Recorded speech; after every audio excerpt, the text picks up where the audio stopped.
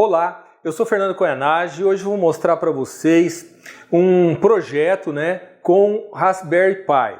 E Raspberry Pi é um computadorzinho, pequeno, como vocês já sabem, mas é um computador pequeno que é grande, porque ele é um cara quad-core, ele tem bastante memória, ele é um sistema operacional Linux. E o que nós vamos fazer com o Raspberry Pi hoje, tá?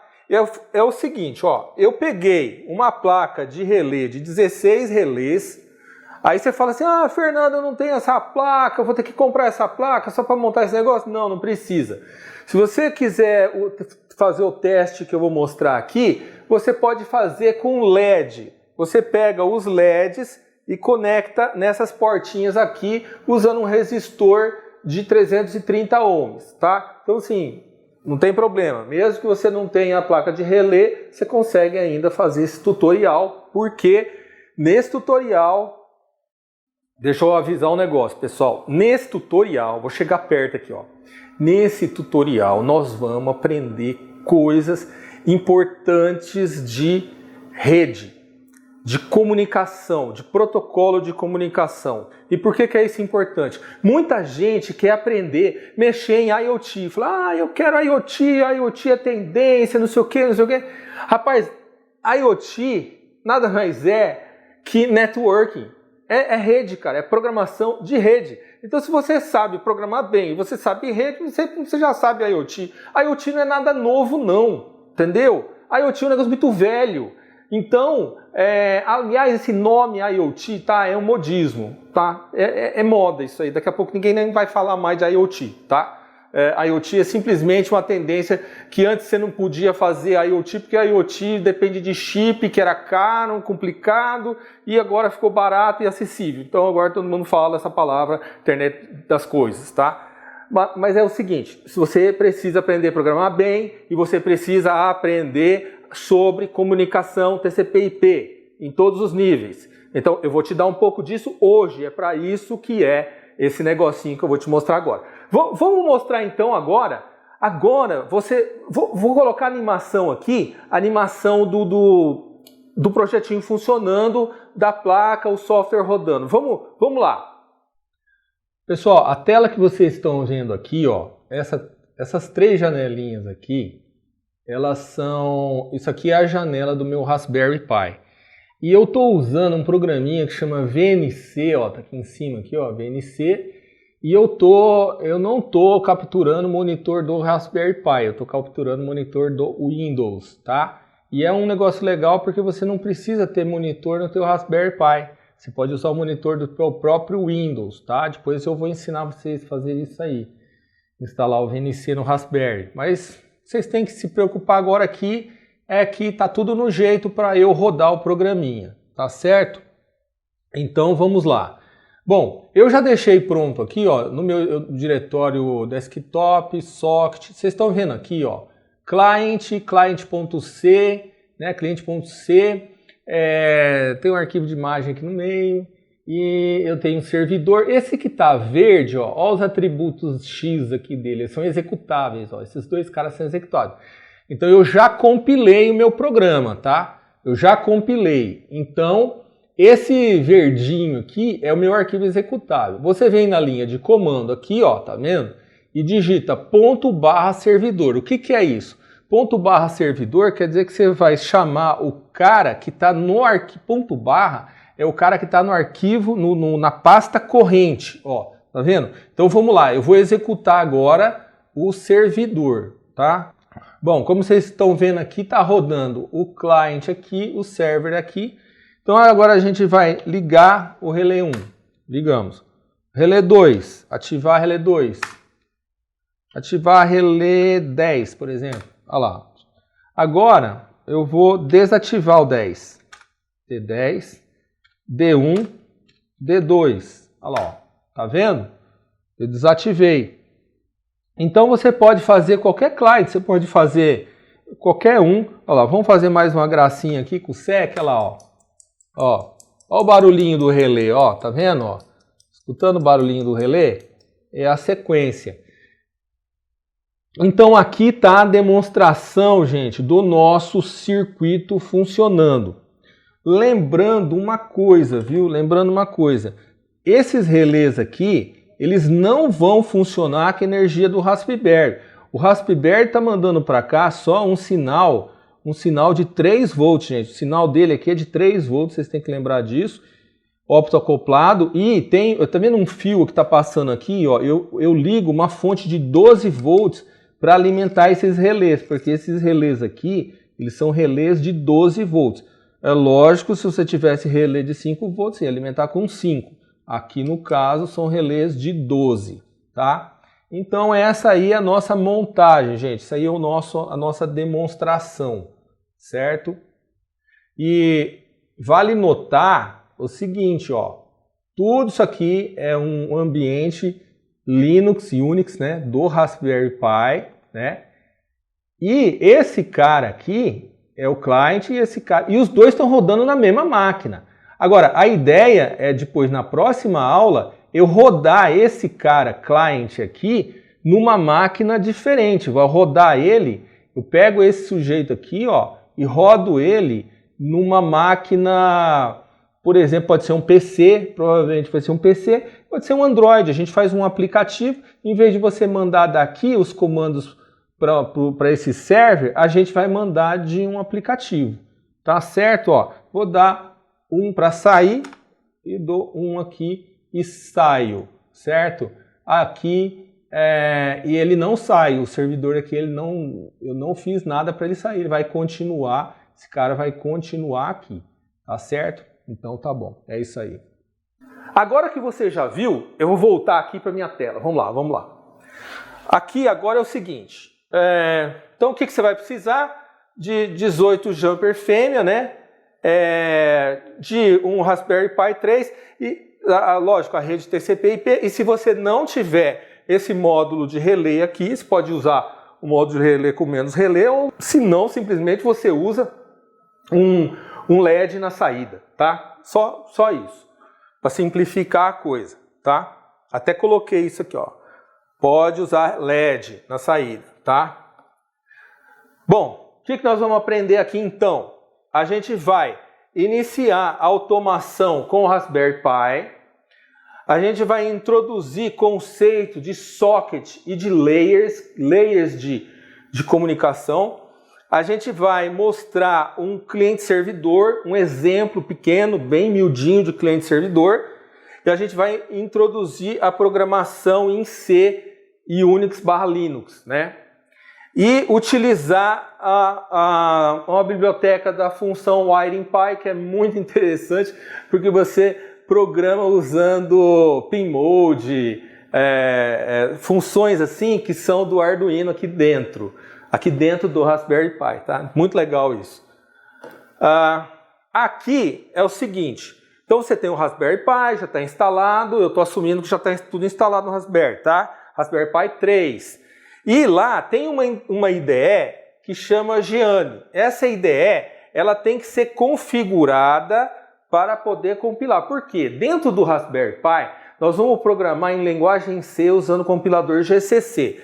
Então você vem lá no set build commands e você coloca esses parâmetros aqui, ó, nesses 3 lugares. Tem que estar igualzinho aqui, tá? Porque, ó, eu vou adicionar aqui as libs para ele compilar com lib de thread e lib de WiringPy, tá? O que é o WiringPy? Vou falar rápido. O WiringPy, gente, antes de existir Arduino, existia uma lib que chamava WiringPy. Essa lib, na verdade, chamava WiringPy, chamava Wiring. Essa lib Wiring é que deu origem ao projeto do Arduino. Então, você entendeu? Na verdade, o WiringPy e Arduino tem o mesmo DNA de programação. Depois vocês vão ver ali dentro do código, tá? Bom, então como é que vai ser o nosso exemplo aqui? Eu vou fazer um programa client.c e um server.c. E os dois, gente, vão rodar dentro do sistema operacional do Raspberry, dentro do Linux dele, usando o IP 127.001, que é o IP interno loopback, que a gente chama. Então são 2 processos na memória que um client server vai ficar conversando com o outro. mas é óbvio, você pode mudar o IP e colocar ele rodando, sei lá, no seu notebook, desde que você tenha um GCC lá, que você compile ele lá. Para não complicar muito esse primeiro exemplo, que já é grande, tá? Então eu peguei e deixei esse cara, eu falei, não vou deixar ele fora, eu vou deixar ele aqui dentro, e aí vocês vão rodar. Bom, seguinte, pessoal, aqui é a montagem que eu fiz. Então, na verdade, é o seguinte, ó, os jumpers estão todos aqui e é muito simples. É simplesmente eu ligo a placa de relé nos I/Os, no GPIO, I/O, tá? Do Raspberry. O recadinho, pessoal.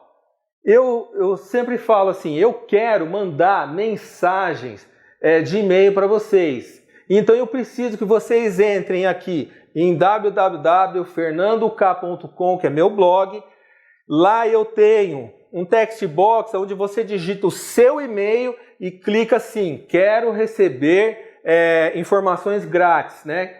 Então o que você vai fazer? Você vai colocar seu e-mail aqui, assim você entra na minha lista e você vai poder receber o meu conteúdo gratuitamente, porque eu sempre estou dizendo assim que eu estou querendo me comunicar com vocês também via e-mail, certo? Então, por favor, façam isso, é muito importante para mim ter esse contato por e-mail com vocês, para eu poder mandar sempre novos conteúdos que às vezes não dá tempo de soltar no vídeo, tá certo? E lógico, se você gostar desse vídeo, dá um joinha para mim. Bom, esse tipo de programação aqui que eu vou mostrar para vocês hoje, ele é um tipo de comunicação que chama socket. Eu já até dei um exemplo de comunicação socket com ESP, se não me engano, já fiz esse vídeo, claro. E aí, aqui está assim, ó, o que é melhor, socket ou HTTP? Puxa, por que eu não uso protocolo texto, é mais fácil e tal? É o seguinte, pessoal, tem situações, eu vou falar aqui com você agora, aqui, ó, tem situações que são críticas, ou porque precisa ser muito rápido, ou porque você precisa de muita segurança, ou você tem alguma coisa complicada ali. Geralmente, essas situações envolvem ou aplicações militares, ou até aplicações financeiras em banco. Eu já trabalhei em grandes sistemas para banco, tá? É muito comum você ter aplicações em banco que rodando somente no layer do socket por uma série de questões que eu vou mostrar aqui. Dá uma olhada nesse diagrama agora. Então assim, eu estou focando só em duas coisas, mas tem muitas aplicações. A robótica mesmo é uma que usa muito socket, tá? Então, por exemplo, aplicações militares, setor financeiro. A gente precisa de velocidade e muitas vezes você precisa mandar dados binários, você não pode converter na outra ponta, tem uma série de situações assim.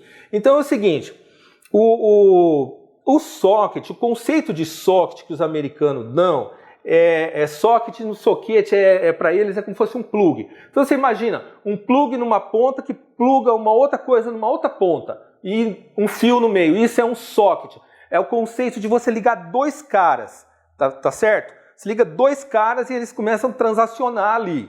Mandar uma tripa de bytes para lá, uma tripa de bytes para cá. Esse é o conceito de socket.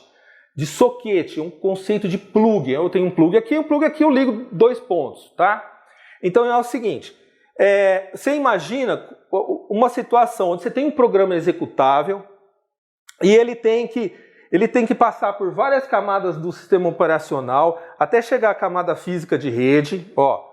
Aí ele tem que passar pela camada física de rede, passar de novo pelo todo o sistema operacional e chegar no outro executável. Aí o outro executável responde, passa por toda a camada de rede e depois chega no sistema operacional.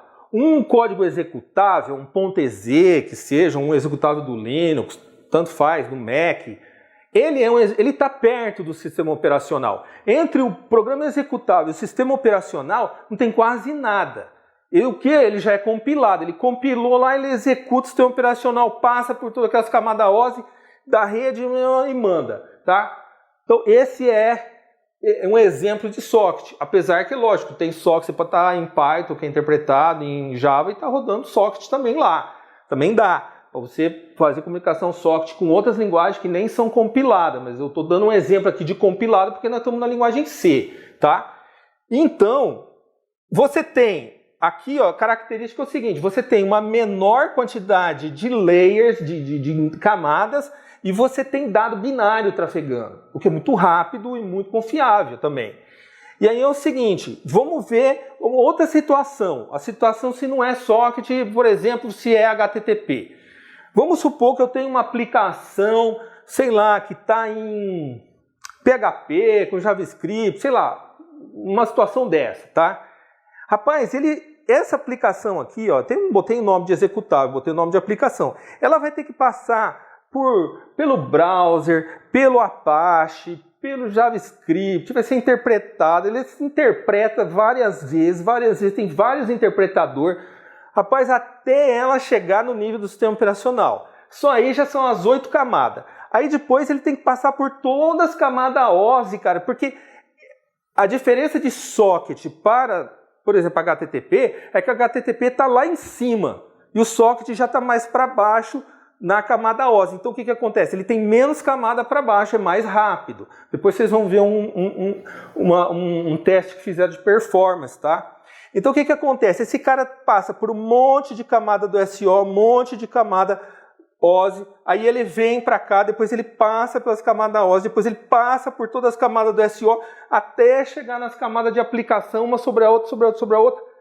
Rapaz, isso aqui leva tempo, e aí eu vou falar um negócio sério. Eu vou até olhar aqui, eu vou olhar para a câmera, um negócio sério. Quando você tem muitas camadas de comunicação, põe a foto dele aqui. Põe a foto do Edward Snowden, põe a foto dele. Um cara desse tipo aqui pode entrar no meio da tua comunicação. Pode acontecer? Pode. Pode acontecer. Fernando, você já viu acontecer? Eu já. E é horrível, cara. É horrível e aí eu falo, assiste esse filme. Depois eu vou voltar de novo a falar desse filme aí, tá? Assiste Snowden, tá? Assiste esse filme. Então, assim, aumenta demais a insegurança.